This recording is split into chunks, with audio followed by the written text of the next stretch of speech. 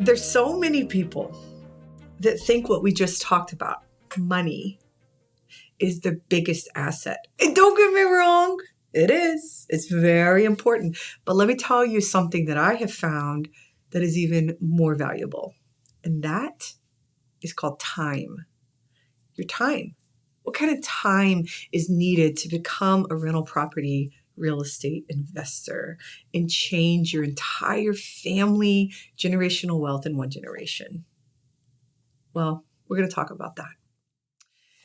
You know, time is an asset because it's the one thing in this world that you can never get more of.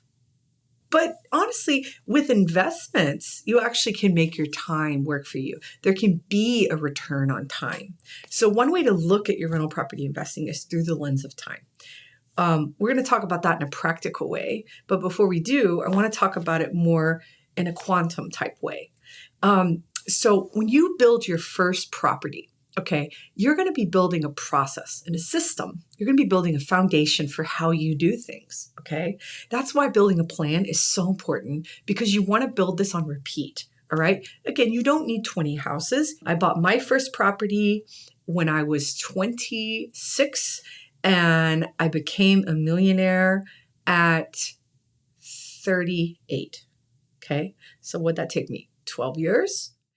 You really will have a return on time invested. So earlier when we talked about you're not going to be getting cash flow probably in the very beginning on a monthly basis, you're learning how to make more time in the long run, okay? Because let me tell you, once you become a millionaire, you have more time because now your assets are working for you to supplement your income. True story. I'm living proof. So basically, you're building a foundation, you're building a process, you're building a business. You are building a business that will in turn pay you off in time and money. Like anything in your life, you get out of it what you put into it, right? Like anything you do well, you're going to be better at something the more time and practice you invest in it. So keep that key principle in mind when it comes to building your real estate portfolio, okay? And again, let me rephrase that word. Portfolio does not need to be a scary word that only a few people can attain. You can attain this. Because let me tell you, I am looking at you, who is my past, and you are looking at me, and I am your future, okay? So we can see each other in each other's mirror. This is a real thing. You only need it with a few properties and you can do it. All right. So you get out of it, you put into it. What I always advise our clients is to think of rental property investing like a part-time job. Even though you're starting with just your first property, or even some of you out there might have bought your first or even second property and you want to grow your business, and that's fine. But you really need to think about this like a part-time job, and you need to set that expectation for yourself on the front end. You're going to have a way better time if you set expectations like that. Don't feel like you have to do this, or this happened and I have to deal with it, or I have to handle that. Use words like I get to. This is an opportunity for me to learn. I'm so excited that I get to invest in building my plan and starting my business, because that's what this is. Phraseology matters. Words matter. So consider this like a part-time job, and you will have a much better experience doing it. And you're going to 10% shift your mind over the course of 10 years. So by the time you get to the end of your 10 years, your first full economic cycle, you're going to be fully an entrepreneur. Now, could you scale that quicker? Absolutely.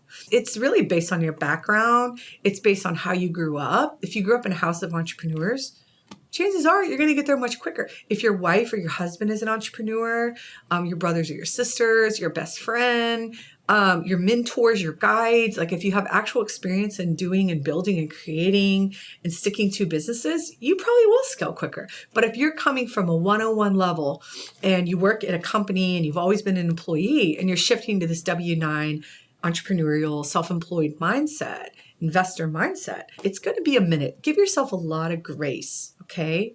This is not about the destination. It truly is about the journey. And a lot of times, to be honest with you, I have to remind myself of that a lot. I have a great team around me that helps really, really remind me of that. Another practical way to think about that 10% per year shift is when you're like from this moment on, okay, this is your education piece. And then if you go into coaching or if you go straight into finding and building your team to pursue your transaction, you need to think about spending about 1 hour a day. Okay. That's also time working with your lender and your team, doing the search, and then going under contract and negotiation and inspections and closing. Okay. So about 1 hour a day. It won't always be exactly 1 hour straight. Actually, a lot of times it won't. It might be 20 minutes here, 10 minutes there, 15 minutes there. But just remember, you're in a part-time job. So just respect it and treat it as such. Consider not being reactive with this line of thinking. Consider being proactive, right?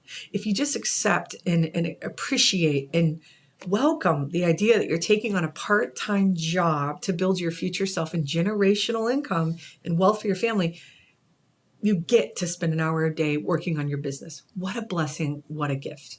Okay. Once you close, it drops down a little bit. I say about 30 minutes a day. Okay. Or about 2 hours a week if you're a weekend warrior or a nighttime warrior, and you want to just kind of crank it out. But that's the time you're going to be working on looking at tenant applications for tenants that are going to be applying for your rental property. Maybe there's a little bit of a rehab to do on your rental property, and not heavy rehab. Rehab stands for rehabilitation of the property, but maybe a lighter version of that. You might have to change out the carpet. You might have to repaint it.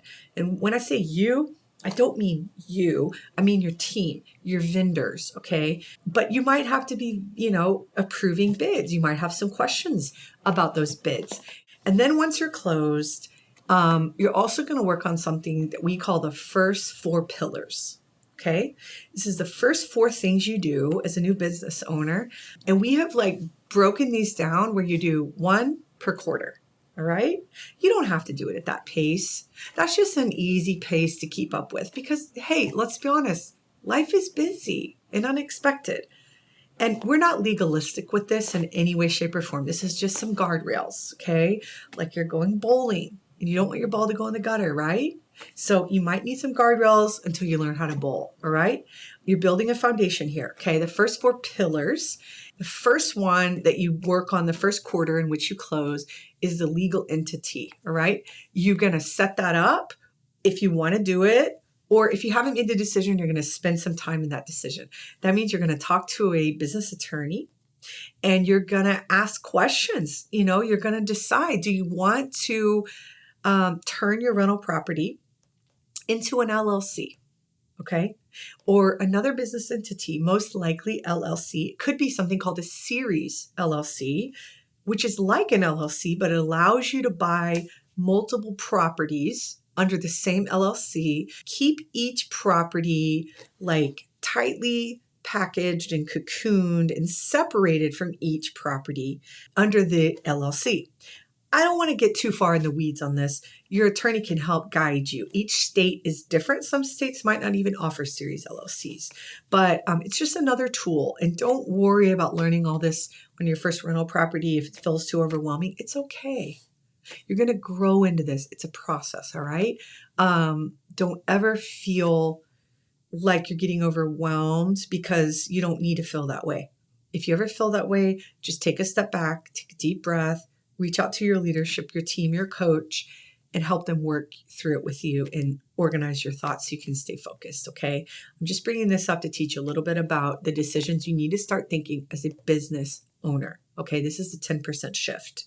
So think about your business entity and your business strategy. You might not want to do it, and that is okay. I operated as a sole proprietorship, which means me, Heather Anderson, for many, many years before I incorporated and started other businesses. It's okay. Okay. Don't ever let that decision bottleneck you. Just get started. That is the key to getting ahead. Okay. The second pillar is called tax strategy. Okay. So a lot of people already work with a CPA.